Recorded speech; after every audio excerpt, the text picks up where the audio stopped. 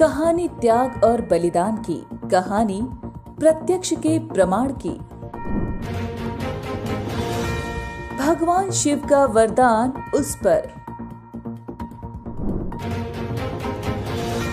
महाभारत में आया था शामिल होने।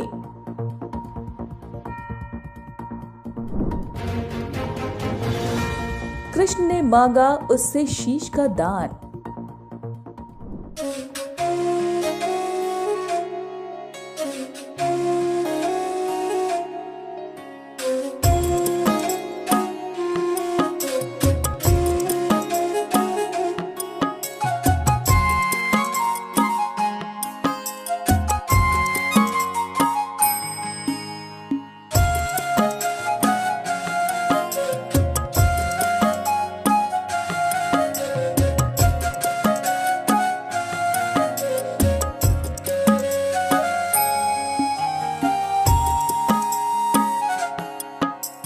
आप सबके जीवन में कई बार ऐसे पल आते हैं जब आप टूट जाते हैं, बिखर जाते हैं। कोई रास्ता नहीं सूझता। आपको अपना जीवन और भविष्य अंधकार में नजर आने लगता है। पर उस पर प्रतिकूल परिस्थिति में भी ईश्वर के पास एक युक्ति आपके लिए जरूर रहती है। बस आपको विश्वास रखना पड़ता है और सर्वशक्तिमान आपको वो राह दिखा ही देता है। आपकी आस्था वो टूटने नहीं देता। सिसला धाम आपको ईश्वर पर विश्वास करने की वजह देता है, जहां पर वीर बर्बरीक ने धर्म की रक्षा के लिए हंसते हंसते अपना शीश दान कर दिया था और बन गए थे हारे का सहारा। महाबली भीम के पौत्र और घटोत्कच के पुत्र वीर बर्बरीक को ही द्वापर युग में भगवान कृष्ण ने अपना नाम दिया, जो कलयुग में बाबा श्याम के नाम से पूजे जाते हैं। वर्तमान में राजस्थान के सीकर में मौजूद खाटू श्याम को तो आप सभी जानते हैं, जहां कलयुग में उनका शीश मिलने के बाद वहां 11वीं शताब्दी में मंदिर का निर्माण कराया गया और 17वीं शताब्दी में मंदिर का जीर्णोद्धार कराया गया।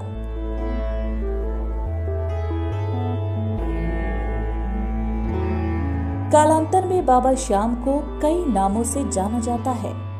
श्याम बाबा, 3 बाणधारी, नील घोड़े पर सवार, लगदातार, हारे का सहारा, शीश का दानी, मोरवी नंदन, खाटू वाले श्याम, खाटू नरेश, श्याम धड़ी, दीनों का नाथ, कलयुग का अवतार, कलयुग के श्याम। लेकिन वीर बर्बरीक ने जहां शीश का दान दिया था, वो जगह है कैथल के सिसला गांव में, जो आज सिसला धाम के नाम से भी जाना जाता है। ये जगह कुरुक्षेत्र के उस 84 कोस के दायरे में आता है, जहां महाभारत के युद्ध से जुड़े अभिलेख या निशानियां मिलती हैं। स्थानीय लोगों की मान्यता है कि खाटू श्याम उस जगह पर है जहां बाबा का शीश प्रकट हुआ। लेकिन सिसला धाम में तो स्वयं वीर बर्बरीक ने अपने शीश का दान दिया था। ये वही जगह है जहां पर भगवान श्री कृष्ण ने बर्बरीक की वीरता की परीक्षा लेने के बाद दक्षिणा स्वरूप शीश का दान ले लिया था और बर्बरीक के महाभारत का युद्ध देखने की इच्छा भी पूरी की। आज हिसार स्थित बीड़ बबरान में उस पीपल के वृक्ष के होने का दावा भी किया जाता है, जिसके सभी पत्तों में एक तरह के छेद हैं। ये भी 84 कोस के दायरे में ही है। ग्रामीणों के इस दावे की पुष्टि कुरुक्षेत्र के ब्रह्म सरोवर और द्रौपदी कूप के पास स्थित विजय स्तंभ करता है, जिस पर बर्बरीक के शीश को स्थापित किया गया था। भगवान श्री कृष्ण ने तो इनसे अपने वस्त्रों में ले लिया और शीश का दान मांग लिया। वीर बर्बरीक ने उनको शीश का दान देने की हामी भर ली कि प्रभु मेरी एक इच्छा है, मैं युद्ध देखने के लिए आया हूँ और युद्ध देखना चाहता हूँ। भगवान श्री कृष्ण ने कहा, हाँ आपको युद्ध भी दिखाएंगे और युद्ध के स्थान पे भी ले जाएंगे। तो भगवान श्री कृष्ण वहाँ से लेकर इनको यहाँ आए। कुरुक्षेत्र का और पांडु भंडारा का बीच का सेंटर है, वहाँ पे रणखंबा रखा गया और उसके ऊपर शीश रखा गया। शीश रख के इनको युद्ध दिखाया गया। 18 कसौनी दल लड़ के खत्म हो गया तो युद्ध का फैसला नहीं आ पाया, कोई परिणाम नहीं निकल पाया। अगर कभी वो हार जावे कभी वो जीत जाए, जहाँ भी हार का पक्ष होता था वहीं इनका गर्दन हिल जाती थी तो वो जीत में चले जाते थे। भगवान श्री कृष्ण ने देखा कि भाई युद्ध का कोई परिणाम नहीं निकला तो उन्होंने अपने सुदर्शन चक्र से इनको अपने शीश को यहाँ रख के और यहाँ उतार दिया। यहाँ बड़ था जी, सारा जंगल था, यहाँ एक ऋषि तपता था जिसका नाम दंडक था। उनकी गोद में शीश आ गया तो उन्होंने शीश अपना ले लिया और युद्ध का परिणाम घोषित हो गया। कौरवों की हार हुई, पांडवों की जीत हुई। वहीं स्कंद पुराण के अनुसार वीर बर्बरीक पूर्व जन्म में यक्षराज सूर्यवर्चा थे, जिन्हें अपने बल पर अहंकार हो गया था। तब ब्रह्मा जी ने राक्षस कुल में पैदा होने और भगवान विष्णु द्वारा शिरोच्छेदन का श्राप दिया था। क्षमा मांगने पर उस श्राप में सुधार किया गया। इसके साथ ही शिरोच्छेदन के बाद भगवान विष्णु से ही अमृत का वरदान पाने का आशीर्वाद भी मिल गया। सिसला गांव के लोगों का मानना है कि जब प्रभु ने सुदर्शन चक्र से बर्बरीक का शीश काटा तो वो इस स्थान पर तपस्या कर रहे दंडक ऋषि के पास गिरा और यहीं पर देवताओं ने अमृत से सिंचित कर उस शीश को अमर कर दिया। यहीं से उसके शीश को उठाकर कुरुक्षेत्र ले जाया गया और महाभारत के युद्ध के बाद श्री कृष्ण ने उन्हें अपना नाम देकर हमेशा के लिए अमर कर दिया। महाभारत का युद्ध समाप्त हुआ। बर्बरीक को श्याम का नाम मिला, जिसके बाद दंडक ऋषि ने ही जहाँ शीश गिरा वहीं सिस्सा धाम की स्थापना की। शीश का दान जब महाभारत में हुआ उस टिल्ले को ऊपर रखा हृदय के अंदर। जब निर्णय नहीं हुआ तो यहाँ दंडक ऋषि गोद में आकर गिरा। उन्हें कृष्ण जी ने हटा दिया, यहाँ से हटाओ, युद्ध नहीं होगा, निर्णय नहीं हो सकेगा, लंबा चलेगा। तो यहाँ उसकी गोद में आकर गिरा था शीश। ये शीश वही है प्राचीन, इसमें कोई मिलावट नहीं है।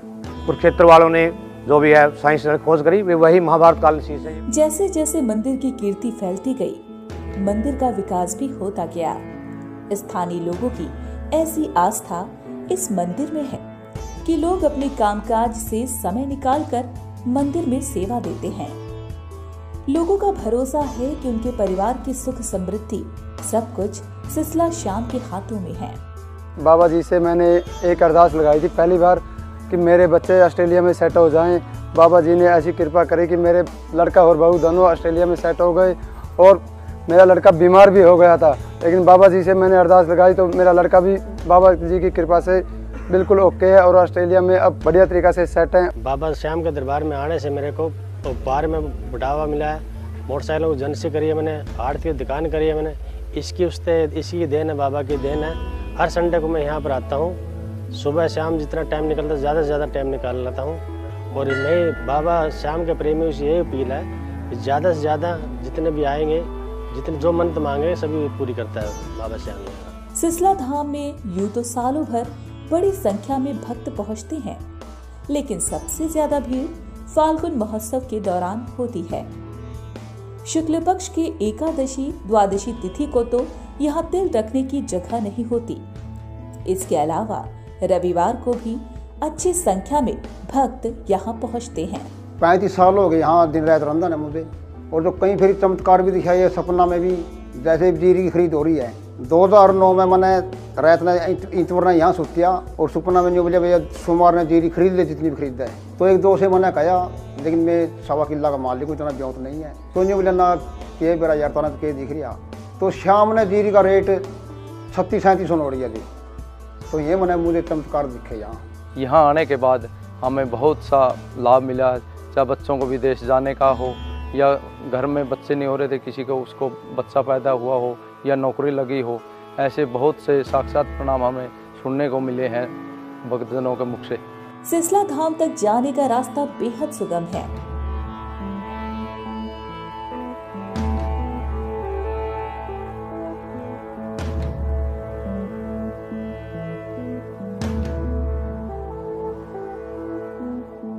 धाम आने से कई किलोमीटर पहले से ही ये धाम दिखने लगता है, जिसका कारण है इसकी बनावट और स्थापना।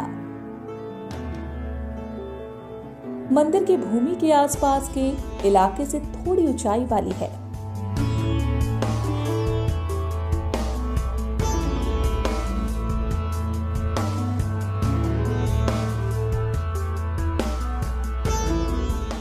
इसके साथ ही मंदिर परिसर में मौजूद भगवान शिव का अनोखा स्तंभनुमा मंदिर, यहाँ स्थापित शिवलिंग भी बेहद खास पत्थर का है।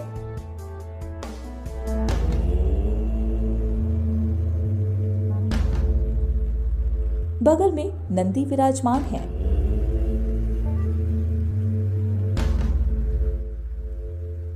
मूल मंदिर 2 मंजिला का है,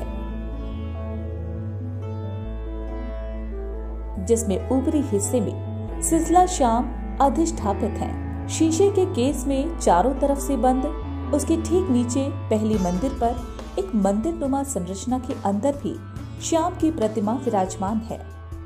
यहाँ लोग अपनी मन्नत मांगते हैं। मुख्य पूजा यहीं पर ही होती है। लोग सफेद वस्त्र चढ़ाते हैं। इसके अलावा मंदिर परिसर में कई दूसरे देवी देवताओं के मंदिर स्थापित हैं।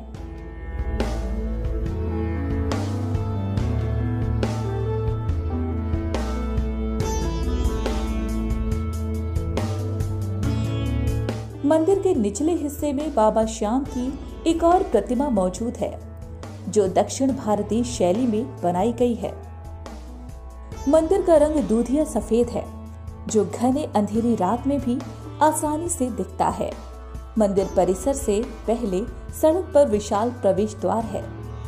इसके अंदर प्रवेश करते ही आप मंदिर परिसर में होते हैं।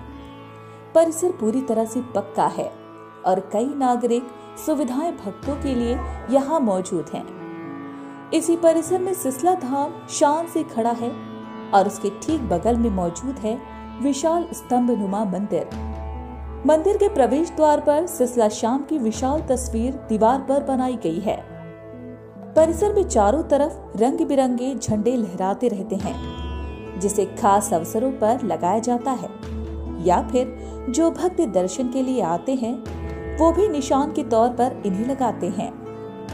एक पुराने कमरे में पुरानी मूर्ति और श्याम बाबा के इस्तेमाल वाली पुरानी चीजें धरोहर के तौर पर रखी गई हैं। परिसर में हनुमान जी की प्रतिमा भी स्थापित है। खाटू श्याम की तरह ही सिसला धाम की ख्याति भी तेजी से फैल रही है। कुरुक्षेत्र विकास बोर्ड के दायरे में आने से अब यहाँ का भी उत्तरोत्तर विकास होगा और इतिहास के गर्त में समा गए कुछ आध्यात्मिक पन्ने फिर से खुलेंगे, जो सनातन समाज को अपनी विरासत पर गर्व करने का मौका देंगे।